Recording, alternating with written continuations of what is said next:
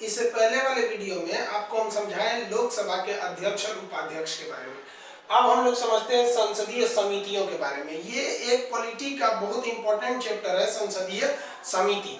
इसके बारे में हम लोग डिटेल से चर्चा करेंगे। बहुत से लड़के केवल 3 प्रकार की समिति जानते हैं, प्राक्कलन समिति, लोक लेखा समिति और सरकारी या लोक उपक्रम समिति। हालांकि इतनी समितियां नहीं होती हैं। अब देखिए समिति कितनी होती है, हम आपको टाइम देंगे इसका स्क्रीनशॉट लेने के लिए। बहुत से लड़के व्हाट्सएप पे या फेसबुक पे कमेंट कर रहे थे सर बहुत स्पीड बोलते हैं, तो हम नहीं चाहते आपका यूट्यूब पे थोड़ा सा टाइम ज़्यादा लॉस हो आगे का, मतलब टाइम लॉस करने के लिए, इसलिए थोड़ा सा तेज बोल देते हैं, बट कोशिश करेंगे थोड़ा धीमा बोले। और आप लोग से एक रिक्वेस्ट है कि ऑफिस के इंक्वायरी नंबर पर बहुत ज़्यादा कॉल आ रहा है कि सर यूट्यूब पर क्लास कीजिए। देखिए वो हम यूट्यूब पे क्लास दे रहे हैं आपको इसका वीडियो 2 से 3 बजे के बीच में मिल जाता होगा। आप अपने जितने भी सर्किल में दोस्त हैं उनको बता दीजिएगा। बहुत लड़कों को चैनल भी नहीं पता है, कि उनको बता दीजिएगा कि क्लास आ चुका है, वरना फिर हम लोग कॉल रिसीव करते करते यहाँ पे लोग परेशान है। वहाँ पे लोग बोल रहे हैं कि सर क्लास प्रोवाइड कराइए। क्लास प्रोवाइड हो रही है और हम कोशिश करेंगे कि आपका पॉलिटी का भाग 5 जो संविधान का एक तरह से कहिए तो रीढ़ है, संविधान की आत्मा तो 32 हो गए, लेकिन ये भाग 5 जो ना संविधान का ऋण है उसको कंप्लीट करा दे। तो देखिए हम समिति की बात करते हैं। तो संविधान में संसदीय समिति क्या है कि संसद देश को बहुत बड़े काम रहते हैं, 1-2 काम नहीं है, बहुत सारे काम है, एक व्यक्ति कभी नहीं कर सकता है। तो हमारे संविधान का अनुच्छेद 118 कहता है कि लोकसभा अध्यक्ष कार्यों को आसान बनाने के लिए अलग अलग कार्यों हेतु अलग अलग लोगों का, सांसदों का ग्रुप बना देगा, उनको ग्रुप बाय ग्रुप काम बांट देगा। इन्हीं ग्रुप को हम समिति कहते हैं। अब ये ग्रुप 2 तरह से होते हैं, अस्थाई हो सकते हैं और अस्थाई हो सकते हैं। अस्थाई उसे कहते हैं जो हर साल गठित किए जाते हैं, अर्थात इसका कार्यकाल 1 साल का होता है, तो उसे हम अस्थाई समिति कहते हैं। और अस्थाई को हम तदर्थ या एडहॉक समिति कहते हैं। ये जब जरूरत पड़ेगी तो गठन होगा, नहीं तो कोई जरूरत इसकी नहीं है तो इसको गठन नहीं किया जाएगा। तो आप समझ गए मोटे तौर पर समितियां 2 प्रकार की होती हैं, अस्थाई समिति और अस्थाई समिति। इनके गठन का प्रावधान अनुच्छेद 118। गठन कौन करते हैं तो लोकसभा के अध्यक्ष। लोकसभा के अध्यक्ष को अमूमन अध्यक्ष या स्पीकर ही कहा जाता है, लोकसभा शब्द नहीं जोड़ा जाता है। अब हम बात करते हैं, पहले इस वीडियो में हम आपको अस्थाई समिति बता देंगे, जस्ट इसके बाद वाले वीडियो में हम आपको अस्थाई समिति बता देंगे ताकि वीडियो ज्यादा लंबा ना हो। ज्यादा लंबा हो जाने की वजह से लॉकडाउन के पीरियड में हम लोग घर पे फंसे हुए हैं और घर पे ना इतनी सुविधा नहीं है, नेट उतना अच्छा नहीं है यहाँ पर, बड़ा वीडियो हो जाएगा तो लोड नहीं हो पा रहा है। इसलिए कोशिश करते हैं कि छोटे छोटे वीडियो बना के आपका जो लॉकडाउन में आप लोग फंसे हैं तो घर पे भी कुछ रिवाइज या आगे पढ़ सके। तो देखिए हम पहले चलते हैं अस्थाई समिति। अस्थाई समिति को इंग्लिश में कहते हैं स्टैंडिंग कमेटी। आप अक्सर न्यूज़पेपर में सुनते होंगे कि कांग्रेस ने मांग किया कि इस विधेयक को स्टैंडिंग कमेटी के पास भेज दिया जाए। तो स्टैंडिंग कमेटी का मतलब क्या था, अस्थाई समिति। ये अस्थाई समिति हर साल गठित होती है, कार्यकाल कितना होता है 1 वर्ष। गठन कौन करेगा तो लोकसभा के अध्यक्ष करते हैं। ये 6 प्रकार के होते हैं। समझ आया, ये कितने प्रकार के, 6। वित्तीय समिति ये पैसे की जांच करती है। इसमें 3 प्रकार होते हैं, प्राक्कलन, लोक लेखा और सरकारी उपक्रम। एक काम करते हैं, पहले हम ये वित्तीय समिति को छोड़ते हैं, ये तीनों प्रकार को, मतलब वित्तीय समिति के 3 प्रकार इसको छोड़ते हैं। पहले छोटा छोटा इसको निपटा लेते हैं, फिर इसको देख लेंगे। समझ में? तो देखिए पहली समिति होगी वित्तीय समिति, ये धन से रिलेटेड रहेगी। इसके 3 प्रकार होते हैं, इनको अभी हम जस्ट बताएंगे। विभागीय समिति क्या होती है, कई प्रकार की होती है विभागीय समिति भी, वो आपके लिए इतना इंपॉर्टेंट नहीं है, बस हम आपको समझा देते हैं कि अलग अलग विभाग होते हैं। जैसे रेलवे विभाग हो गया, कार्मिक मंत्रालय जिससे आपकी नौकरी वगैरह निकलती है, विदेश विभाग हो गया, गृह विभाग हो गया। तो अलग अलग विभाग की कुछ विभागीय समितियां भी हो जाती हैं। तो ये विभागीय समिति हो गई अलग अलग विभाग के लिए, उतना इंपॉर्टेंट नहीं है। अब होती है जांच समिति। जांच समिति क्या होता है, जांच समिति में जनता की समस्याओं की जांच के लिए एक समिति बैठा दी जाती है। जनता की कौन कौन समस्या है, जैसे आप अभी सोचिए कि जांच समिति कैसे रिपोर्ट देती है। जैसे कभी कोई सड़क बनता था तो सरकार जमीन ले लेती थी और जमीन का औने पौने भाव दे देती थी, 5 लाख का जमीन है 20,000 दे देती थी। तो ये जनता की समस्या थी, तो इसको सुलझाने के लिए जांच समिति का गठन किया गया। उसने कहा कि देखिए जितने की जमीन है उसका 4 गुना मुआवजा दिया जाए, तो भूमि अधिग्रहण भी पारित हुआ। समझे? तो जांच समिति क्या करती है, जनता की समस्याओं को जांच करती है और उसको लोकसभा के अध्यक्ष को बताती है कि देखिए ये समस्याएं, इस तरह से विधेयक बनाना चाहिए। अब चौथी समिति जो होती है ये भी अस्थाई समिति है। ये सब अभी तो हम अस्थाई की बात बता रहे हैं। सदन समिति, सदन समिति की कई समितियां होती हैं, उसी के अंदर कार्य मंत्रणा समिति, कई तरह की सदन की समितियां होती हैं। मेन इसका काम क्या समझिए, इनका काम क्या है कि सदन में कौन कौन सा नियम बनाना चाहिए ताकि सदन के अंदर आने वाले लोग, सांसद, मंत्री तमीज से बैठे, उन लोग के लिए कौन सा नियम होना चाहिए, कौन सा कानून होना चाहिए, और कार्य मंत्रणा यानी किस विधेयक को या किस काम को कितने दिन में कर लेना है। ऐसा नहीं कि कोई काम आया लटके रह गया, तो उसके लिए समय का निर्धारण कार्य मंत्रणा समिति यानी सदन समिति की जिम्मेदारी होती है। अब एक होती है अन्वेषण समिति, छानबीन समिति भी कहते हैं कई लोग इसको, इसका होता है अन्वेषण समिति। अन्वेषण समिति का मुख्य काम SC ST के बारे में जांच करना है, इनका मुख्य काम यही होता है, SC ST के बारे में ध्यान देना है यहाँ पे। तो ये हो गई अन्वेषण समिति, संसद भवन में संसद के सदस्यों द्वारा बनती है। उसके बाद छठी समिति जो होती है सेवा समिति। आप जानते हैं ये जितने नेता बैठे हैं संसद में, लोकसभा में, राज्यसभा में, आखिर हमारे सेवक ही हैं। आपको पता है कितनी अच्छी से सेवा करते हैं ये लोग हमारे। तो ये सेवा समिति ये क्या करती है, ये डिसाइड करती है कि जो हमारे सांसद हैं उनका वेतन कितना होना चाहिए। रातों रात वेतन बढ़ गया था, इन लोग का 2.5 लाख वेतन हो गया, राष्ट्रपति का 5 लाख हो गया, आपको खबर भी लगा। तो ये सेवा समिति बताती है। दूसरा, इनको कितना भत्ता दिया जाना चाहिए, भत्ता मिलता है वो इनको 1 किलोमीटर ये गाड़ी से चलेंगे तो पैसे दिए जाते हैं कि कितना मेहनत से आए हैं ये लोग। महंगाई बढ़ गई तो महंगाई भत्ता, 6 महीने बाद इन लोग को फर्नीचर के लिए पैसे दिए जाते हैं कि आपके घर का सोफा वोफा पुराना हो गया होगा उसको चेंज कर दीजिए, तो ये सब भत्ते दिए जाते हैं। आवासीय सेवा समिति आवास का डिसाइड करती है कि इनका बंगला कैसा होना चाहिए, मंत्री लोग का आगे गार्डन होना चाहिए, एक स्विमिंग पूल होना चाहिए, खूब अच्छा डुप्लेक्स होना चाहिए। तो ये सेवा समिति, तो इसे देख रहे हैं ये कितना अच्छा है, ये सब समितियां इनके लिए। आप मत खुश होइए, ये आप लोग को नहीं मिलने वाला है, ये सांसद बनने पर मिलता है। तो ये स्टैंडिंग समिति है, इसके ये 6 प्रकार। तो ये हम छोटा छोटा समझ गए। अलग अलग विभागों के विभिन्न जांच के लिए विभागीय समिति, जनता की समस्या के लिए जांच समिति, सदन के काम कौन सा होना चाहिए, नियम कानून अंदर कौन सा बनना चाहिए, कौन विधेयक को कितने दिन में पारित कर देना है, ये सदन समिति करती है। SC ST के लिए अन्वेषण समिति, और वेतन भत्ता इत्यादि का निर्धारण कौन करता है, तो सेवा समिति। अभी कहेगा कि मान लीजिए प्रधानमंत्री का वेतन बढ़ाना हुआ या घटाना हुआ तो कौन सी समिति करेगी, सेवा समिति अपनी रिपोर्ट किसको देगी, अध्यक्ष को, वो पारित कर देंगे लोग, तो हो जाएगा। अब हम मेन टॉपिक पे आते हैं। स्पीड फिर थोड़ा सा तेज हो गया, धीमा करते हैं उसको, धीरे एकदम।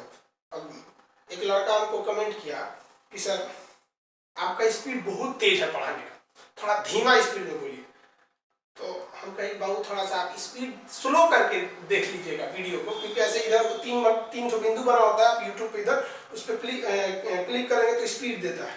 कहा कि सर स्पीड धीमा करके सुने हैं ना, ऐसा लग रहा है कि जैसे आप नशा में पढ़ा रहे हैं, तो थोड़ा सा स्पीड धीमा कर देता है। अब मेन समिति है वित्तीय समिति, इसके बारे में हम लोग समझते हैं, समझ गया। वित्तीय समिति पैसे से लेन देन करती है। वित्तीय समिति कितने प्रकार की होती है, 3 प्रकार के, प्राक्कलन समिति, लोक लेखा समिति और लोक उपक्रम समिति, इन तीनों के बारे में समझ गया। तो एक काम करते हैं, इनको हम डिटेल से देखते हैं। आप इसका स्क्रीनशॉट लीजिए, जब तक हम इसके बाद उसको डिटेल से समझाते हैं। संसदीय समिति की 2 तरह की समितियां, अस्थाई और अस्थाई। अस्थाई 6 प्रकार की, और अस्थाई समिति में सबसे बड़ी थी आपकी वित्तीय समिति। आपको बताया था वित्तीय समिति 3 प्रकार की होती है। कितने प्रकार की, 3। तो सबसे पहले देखते हैं प्राक्कलन समिति। कौन सी समिति, प्राक्कलन। प्राक्कलन समिति क्या होता है, तो देखिए इसको थोड़ा सा, इसकी भाषा को थोड़ा सा सिंपल करते हैं। प्राक्कलन का अर्थ होता है आकलन करना, एस्टिमेट बनाना कि कितना खर्च आएगा। जैसे आप डिसाइड कर दिए होंगे कि पिताजी से कहे होंगे कि हमको पढ़ने जाना है, हमको पटना जाना है, हमको दिल्ली जाना है, हमको यहाँ पढ़ने जाना है, तो ये तो आपने बता दिया। अब इस डिसाइड जब हो गया कि बाबू को पढ़ने जाना है, तो एक आकलन बनता होगा, एक प्राकलन, यानी आकलन कहिए, एस्टिमेट कहिए, एक एस्टिमेट बनता होगा कि आखिर कितना खर्च आएगा। तो इसी एस्टिमेट को हम क्या कहते हैं, प्राकलन। अब ये एस्टिमेट लगाएगा कौन, तो प्राकलन समिति लगाती है। प्राकलन समिति जो है, इसका गठन 1950 में हुआ था, हालांकि डेट नहीं पूछता है, वैसे आप याद रखिएगा। प्राकलन समिति का गठन 1950 में हुआ था। इसमें टोटल सदस्य जो होते हैं वो टोटल के टोटल लोकसभा के ही होते हैं, राज्यसभा का कोई सदस्य नहीं होता है, क्योंकि आपको पता है कि धन के मामले में इकलौती शक्ति किसको प्राप्त है, लोकसभा को। राज्यसभा में कोई धन विधेयक गया तो पारित करो चाहे नहीं करो, 14 दिन में तो खुद ही पारित हो जाता है। तो यही एक कारण है कि इसमें राज्यसभा का कोई सदस्य नहीं रखा गया है। आप जब मेंस लिखिएगा तो ये पूछेगा क्यों नहीं रखा गया, तो आप बता दीजिएगा। लोकसभा के 30 सदस्य होते हैं। देखिएगा ध्यान से, ये सबसे बड़ी समिति नहीं है। अस्थाई समितियों में यानी स्टैंडिंग कमेटी में ये सबसे बड़ी है। अस्थाई समिति में तो 45 सदस्य हो जाते हैं, जिसको हम आगे पढ़ाएंगे। तो इसीलिए हमें लिख भी दिए हैं, सबसे बड़ी अस्थाई समिति है। समझ आ गया आपको। तो ये सबसे बड़ी अस्थाई समिति है, स्थापना 1950। इसमें कोई भी मंत्रिमंडल का सदस्य नहीं हो सकता, इसको ध्यान से रखिएगा। प्राक्कलन समिति में राज्यसभा का भी कोई नहीं हो सकता और मंत्रिमंडल का भी कोई नहीं हो सकता है, यानी कोई भी सरकारी सदस्य नहीं हो सकता है। देखिए सरकारी का मतलब ये नहीं होता है कि सरकारी नौकरी, संसद में बैठने वाले मंत्रियों को सरकारी सदस्य कहते हैं और गैर मंत्री को गैर सरकारी सदस्य कहते हैं जो मंत्री नहीं है। जो मंत्री नहीं उसे क्या कहेंगे, गैर सरकारी सदस्य के नाम से जाना जाता है। समझ में आ गया आप लोगों को, किसी को कोई दिक्कत नहीं। जैसे बीजेपी के टिकट पर आप देखेंगे अमित शाह है, तो अमित शाह गृह मंत्री है, तो सरकारी सदस्य हो गए। बीजेपी के टिकट पर पटना से रामकृपाल यादव है, कोई मंत्री नहीं है, तो गैर सरकारी सदस्य है। तो आप देखेंगे कि जो मंत्री है वो सरकारी है, जो मंत्री नहीं है गैर सरकारी, अर्थात इसमें कोई भी सरकारी सदस्य यानी मंत्रिमंडल का सदस्य नहीं हो सकता है। ये कब लाया जाता है, तो बजट के बाद। आप खुद सोचिए ना, एस्टिमेट कब लाया जाता है, जब डिसाइड हो गया कि ये सामान खरीदना है, ये काम करना है, तभी ना बजट बनाते हैं। पहले ही बजट बनाएंगे, उसके बाद कहेंगे कि बजट बन गया 20 लाख का, 20 लाख में कौन काम करना चाहिए। ऐसा थोड़ी होता है, खूंटा ठोक के थोड़ा ना भैंस खो जाता है कि ये साइज का भैंस मिलेगी कि नहीं। अरे पहले भैंस आता है, फिर भैंस के साइज का खूंटा ठोका जाता है, समझ में कि नहीं। तो बजट के बाद इसको लाया जाता है। क्यों लाया जाता है, तो देखिए सरकार कई तरह से घोटाला कर सकती है। जैसे मान लिया कि कोई सड़क बन रहा है, कोई पुल बन रहा है, मान के चलिए पुल बन जाएगा मान लीजिए 400 करोड़ में, और सरकार बजट में दिखा दी कि 600 करोड़ का पुल बनाना है। अब बजट निकल गया, पुल भी बन गया, तो लोगों को लगेगा कहाँ घोटाला हुआ है, अरे बाप रे ये तो एकदम मस्त घोटाला है, एकदम समझिए 400 करोड़ का पुल बना, 200 करोड़ सीधे घोट गया। इसलिए सीधे न घोट जाए, इसलिए क्या किया जाता है, अपव्यय। सरकार अगर अपव्यय लाती है तो उस अपव्यय में कटौती के लिए क्या लाया जाता है, प्राक्कलन समिति। तो प्राक्कलन समिति बताती है देखिए जो 600 करोड़ मांग रहा है ना, वो 600 करोड़ की जरूरत नहीं है, ये जरूरत 400 करोड़ की है। समझ में आ गया आप लोग को, किसी कोई दिक्कत नहीं। ये हो गया आपकी प्राक्कलन समिति। प्राक्कलन समिति में मंत्रिमंडल का कोई नहीं रहेगा और ना ही राज्यसभा का रहेगा। क्यों राज्यसभा का नहीं रह सकता है, क्योंकि धन के मामले में राज्यसभा को कोई भी शक्ति प्राप्त नहीं है। ये सबसे बड़ी समिति हो गई। अब वित्तीय समिति में दूसरे नंबर की जो समिति थी वो लोक लेखा समिति। तो गलती लिख दी है भाई, देखिए मात्रा पे थोड़ा गलती हो जाता है, आप समझिए हम हिंदी के मास्टर नहीं है। लोक लेखा समिति, लोक मतलब होता है पब्लिक, लेखा मतलब होता है अकाउंट, पब्लिक का पैसा। देखिए सरकार के पास जितना पैसा है वो सरकार पब्लिक का पैसा, हमारे आपका पैसा जो हम लोग टैक्स देते हैं उसी को इकट्ठा कर देते हैं। तो ये जनता का पैसा गलत जगह में उपयोग हो, इसके लिए लोक लेखा समिति बनाई गई। ये समिति का गठन 1919 के अधिनियम जिसे मार्ले मिंटो सुधार कहते हैं उसके तहत 1921 में हुआ था। तो इसका गठन 1921 में हुआ, यानी इससे पहले हो गया था। तो देखिए ये सबसे बड़ी समिति है, लेकिन ये सबसे पुरानी समिति है, सबसे पुरानी समिति 1921 में इसका गठन हुआ था। अब ये क्या करती है, तो ध्यान दीजिए, जो लोक लेखा समिति के सिफारिश पे जितना धन निकला है, प्राक्कलन समिति की सिफारिश पे जितना धन निकला है वो धन सही जगह लगा कि नहीं लगा, इसकी जांच कौन करती है, लोक लेखा समिति। तो देखिए अब ये इसमें कौन कौन होते हैं, तो इसमें 22 सदस्य होते हैं, 15 लोकसभा और 7 राज्यसभा।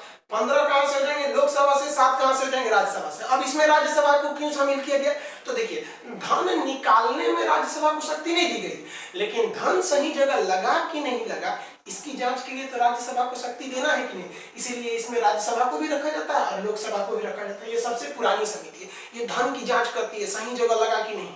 हम कैसे मान ले कि ये अच्छे से जांच करेगी, तो इसी पे बात उठ गया कि भैया हम कैसे मानेंगे कि ये धन की जांच सही से कर रही है।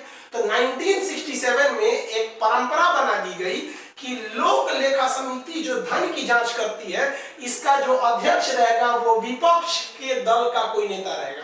अब तो हो गया कि लूटेगी सरकार, विपक्ष तुरंत पकड़ लेगा यहाँ पर। तो ये शुरू से ऐसी परंपरा नहीं थी, 1967 से थी। तो ये छोटे मोटे चीजों को, ये 1967 इस सब को याद रखिएगा, कब जब बीपीएससी का मेंस वगैरह लिखिएगा तो अब मेंस में ये सब काम आता है। अब इसको क्या कहते हैं, प्राक्कलन समिति की जुड़वा बहन कहते हैं। जुड़वा बहन क्यों कहा जाता है, तो देखिए प्राक्कलन समिति धन निकालने की बात किया और लोक लेखा समिति देखने लगा टुकुर टुकुर, ठीक से लगा कि नहीं लगा, तो दोनों। तो देखिएगा बहन जुड़वा भाई क्यों नहीं कहा गया, देखिए लड़कों की मेंटेलिटी नहीं होती है छोटे छोटे चीज पे ध्यान देना, लड़कियों की एकदम मेंटेलिटी होती है छोट छोट चीज पे ध्यान देती है सब।